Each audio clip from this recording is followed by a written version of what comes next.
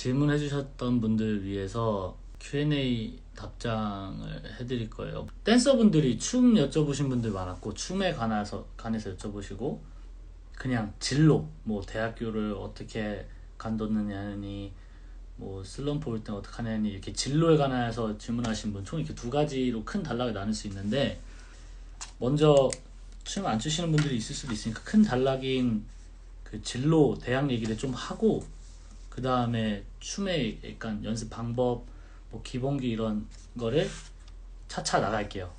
춤을 시작하고 얼마 만에 자퇴 결정을 내리신 건지 궁금해요 라고 여쭤보셨어요. 춤을 시작하고 얼마 만에 자퇴했는지, 그래서 그런 거랑 비슷해서 춤을 언제 시작했는지 이런 거까지 얘기하면 좋을 것 같은데, 저는 춤을 20살 때 시작했어요. 대학교 동아리에서. 중고등학교 때는 춤을 전혀 안 추고 공부만 열심히 하다가 대학교를 갔습니다. 대학교를 가서 공대를 갔어요. 기계공학과. 공대를 갔는데 동아리에 가서 춤 동아리에 들어간 거예요. 그래서 그때 처음 시작한 게 20살 때 시작했고요. 그러고 나서 1년 뒤에 취미로만 그냥 20살 때 막 대학생활 하다가 1년 뒤에 군대를 갔어요. 군대에 가서 22살 마지막 거의 23살쯤에 전역을 해서 자퇴는 군대를 갔다 와서 결정하게 됐어요. 거의 학교 진학까지 공부를 하셨고, 그 다음에 진로를 바꾸기 어려우셨을 텐데 진로를 바꾸게 된 계기가 있으신지 궁금합니다. 진로를 바꾸게 된 계기가 뭔지 여쭤보셨는데요. 저한테 제일 중요한 터닝포였던 게 군대를 가서 제가 책을 많이 읽었어요. 네, 주말에 포상휴가를 따려고 도서관 관리병 같은 걸 했었어요. 주말에.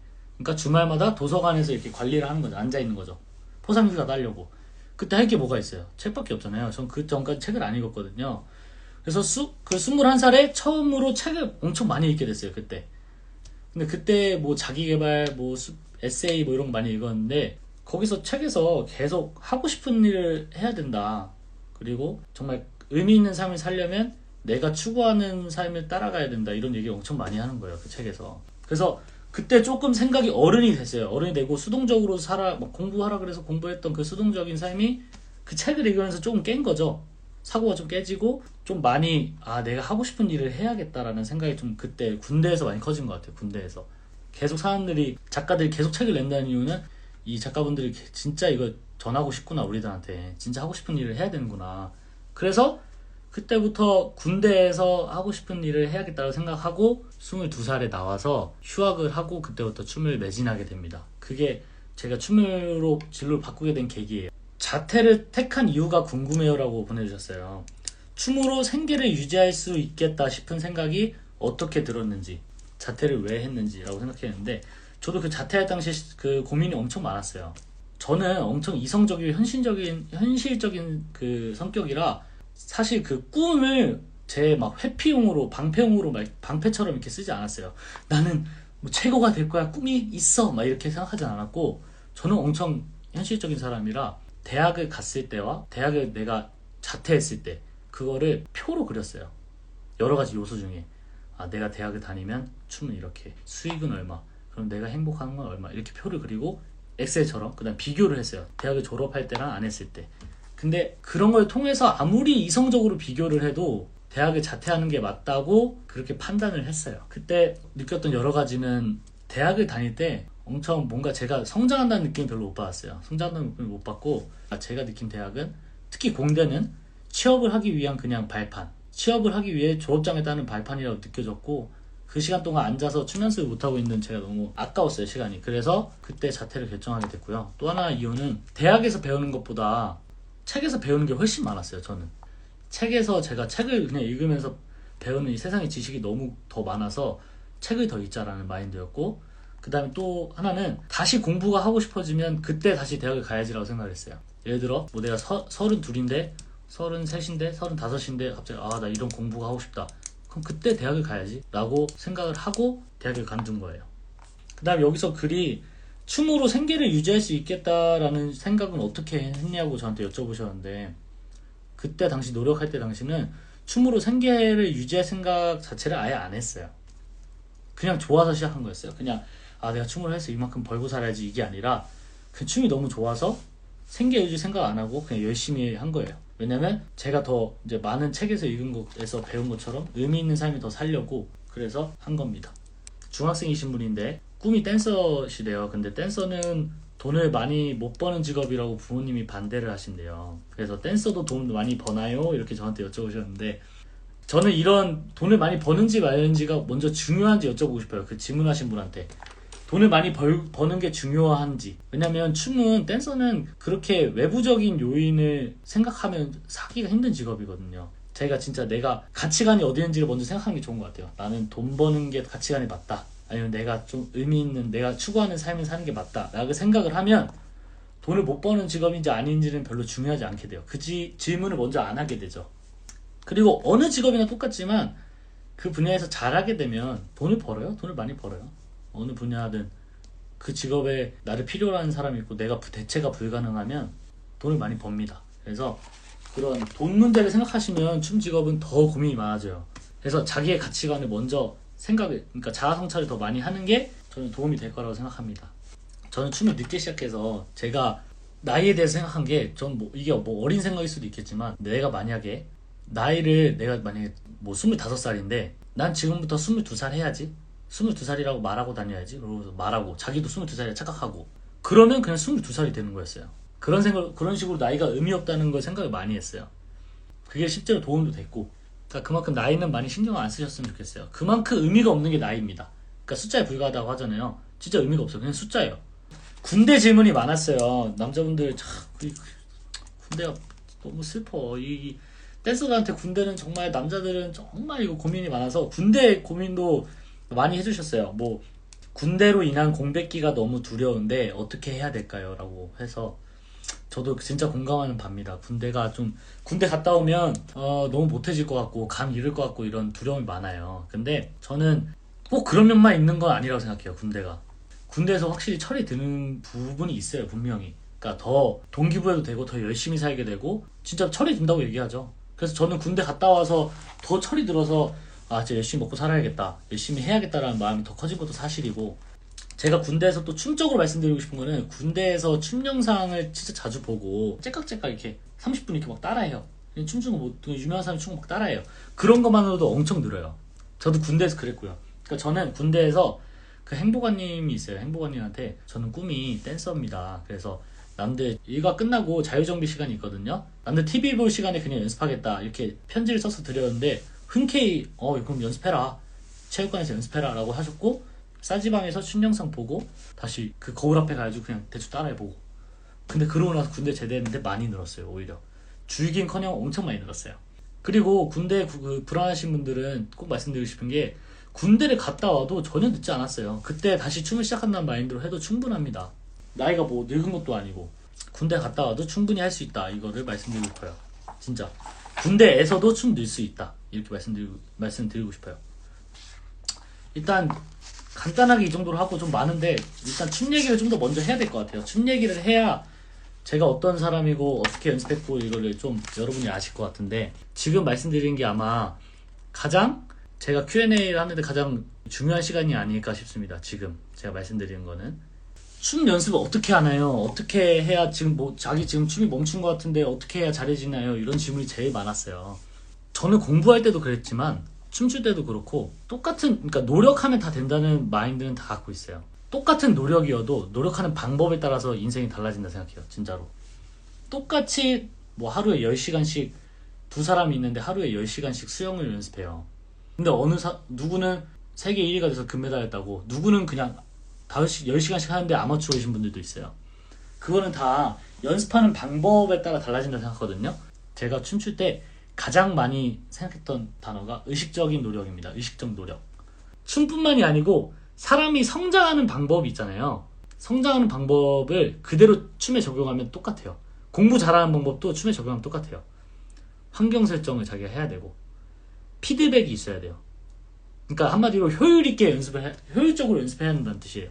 그리고 그 안에 집중을 얼마나 했냐, 집중하면서 연구를 얼마나 했냐, 이런 요소들이 있거든요. 그런 요소를 이용해서 춤에 적용하면 진짜 쉬워요. 첫 번째 요소부터 생각해 봅시다. 환경 설정. 빠밤.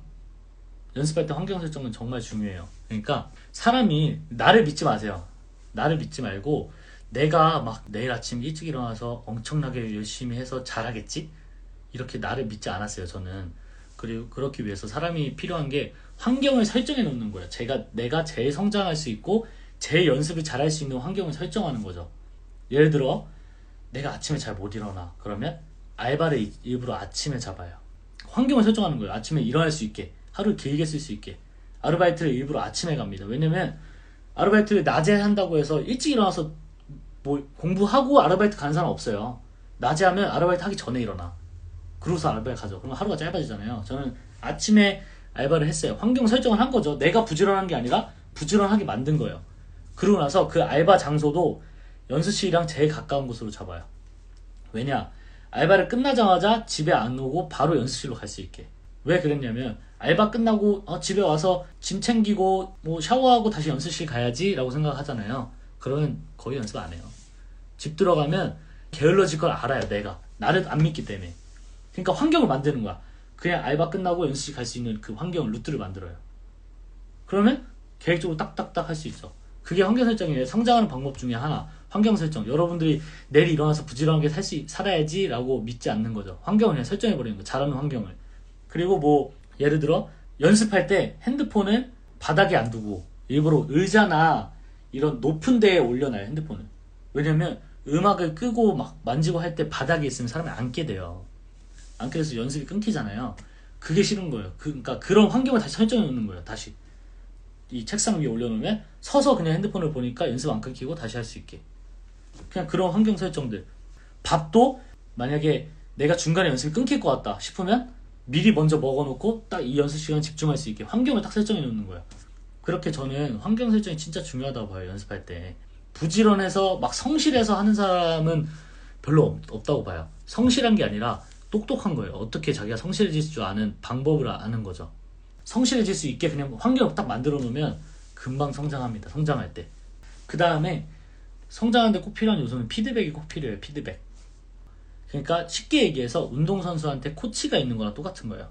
예를 들어 골프 이렇게 딱 쳤는데 그 자세를 이제 코치가 얘기해 주죠. 너 그렇게 하면 안 돼. 거기서 어깨 좀 더 이렇게 써야 되고 이렇게 해야 돼 라는 피드백이 오잖아요. 그런 피드백이 있어야 꼭 성장이 이루어져요. 사람은. 그러니까 자기가 피드백도 없이 만약 코치가 없이 골프 연습을 한다 쳐봐요. 그럼 자기가 뭘 못하는지 모르죠. 그럼 성장이 안 되는. 그래서 똑같이 10년을 연습해도 아마추어인 사람이 있고 10년을 연습하면 금메달 따는 사람이 있는 거예요. 그 사람은 완벽한 그 환경에 완벽한 그 피드백을 줄 수 있는 코치가 있었던 거죠. 근데 댄서들한테 피드백은 뭐냐? 댄서들한테 피드백은 무조건 영상이에요. 모니터 영상. 댄서들이 성장하려면 피드백을 받아야 되는데 그 피드백은 모니터 영상을 통해서 받아야 돼요. 그렇기 때문에 영상을 정말 많이 찍어야 돼요. 내가 어떤 거 연습 하나하나 하더라도.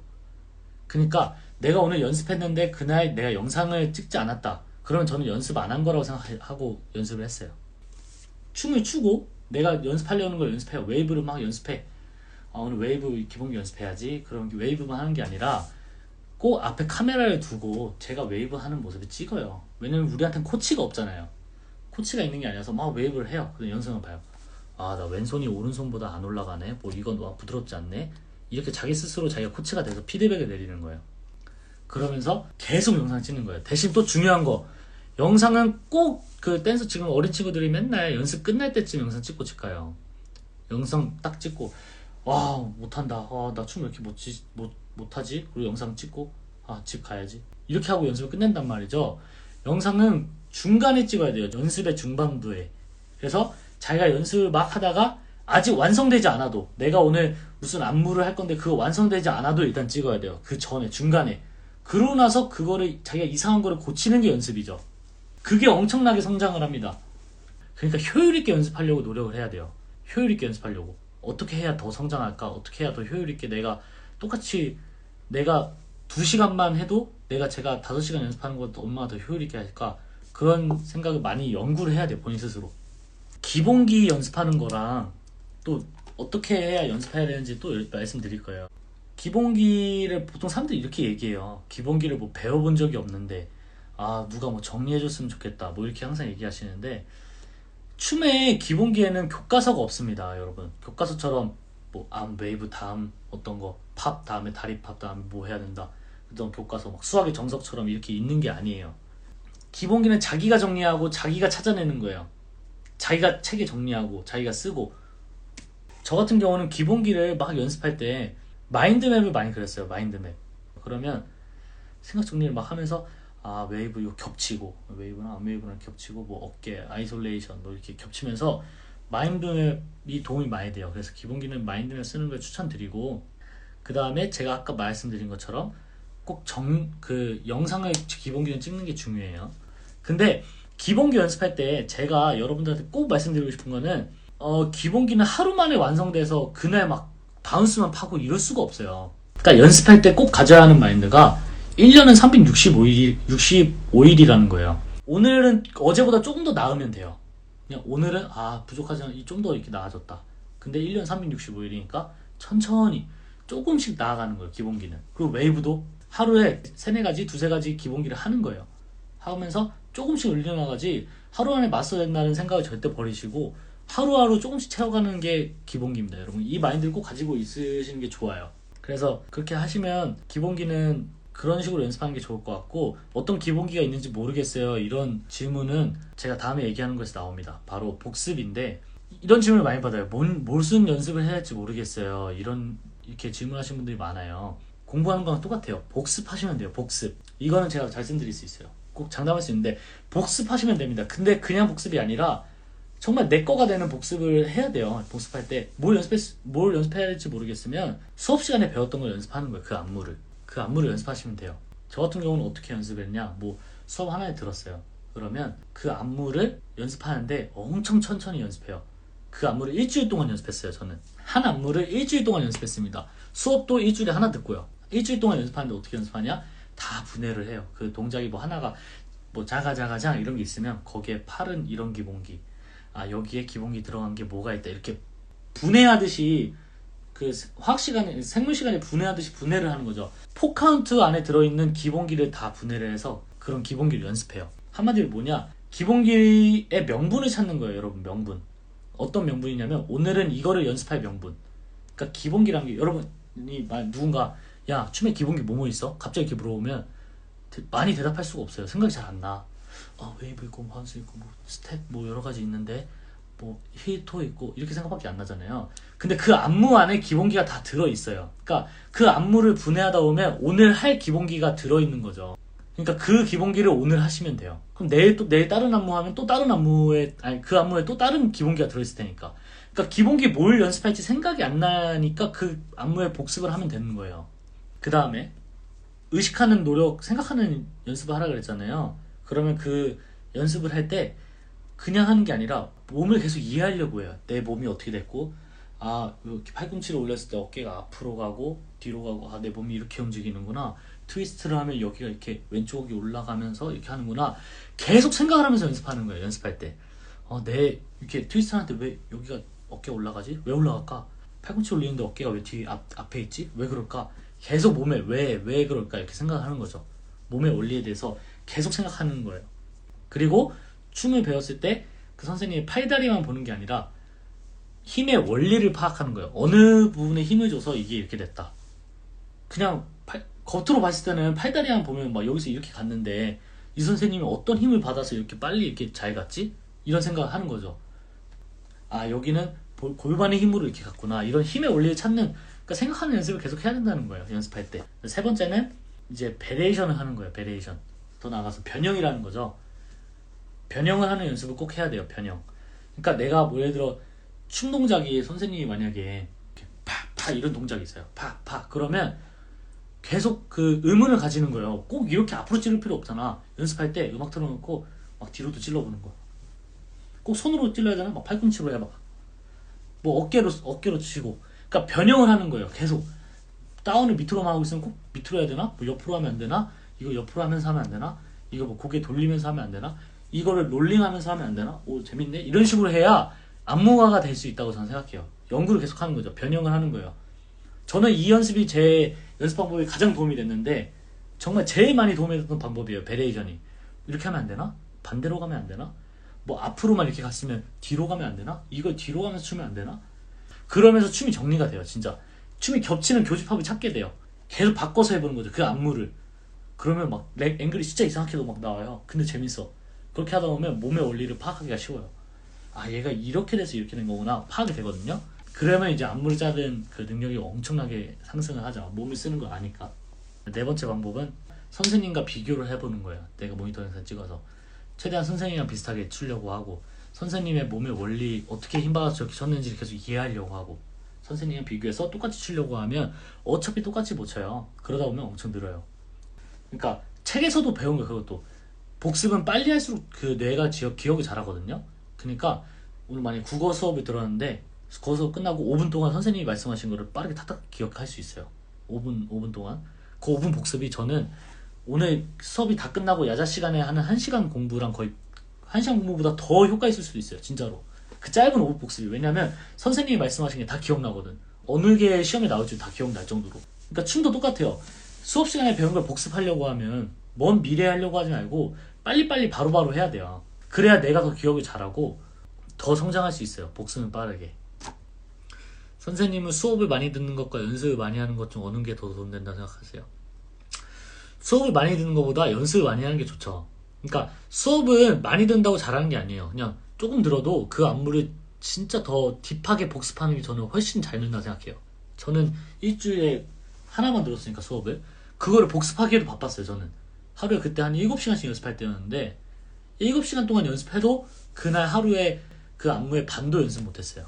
코레오가 메인인 댄서에게 프리스타일 능력의 중요성은 얼마나 클까요? 라고 하셨는데, 코레오하고 프리스타일을 꼭 구분하지 않았으면 좋겠어요. 저는 진짜로.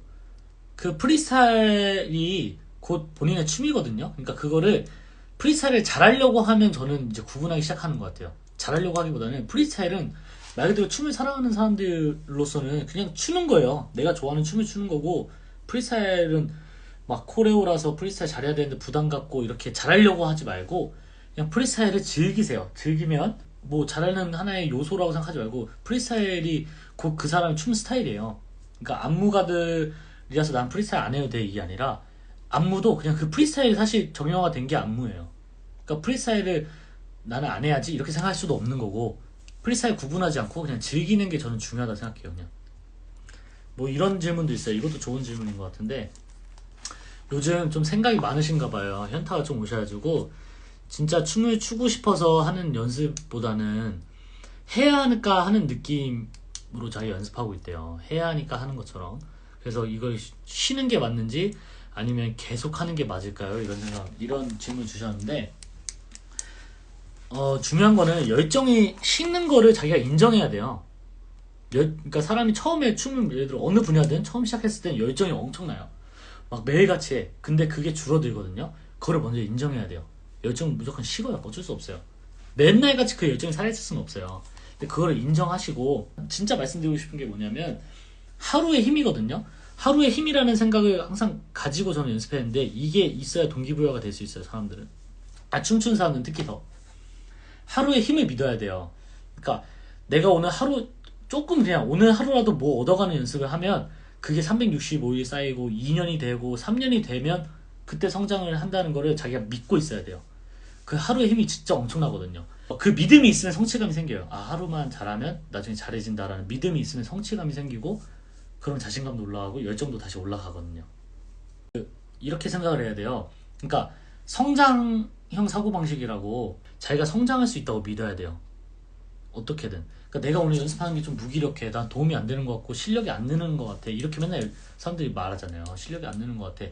그런 생각을 가질 게 아니라, 아, 오늘 하루 내가 또 성장했다, 나 성장할 수 있어, 나는 계속 성장한다라고 믿으면 확실히 동기부여가 되고, 그 잠재력을 자기가 믿어야 돼요.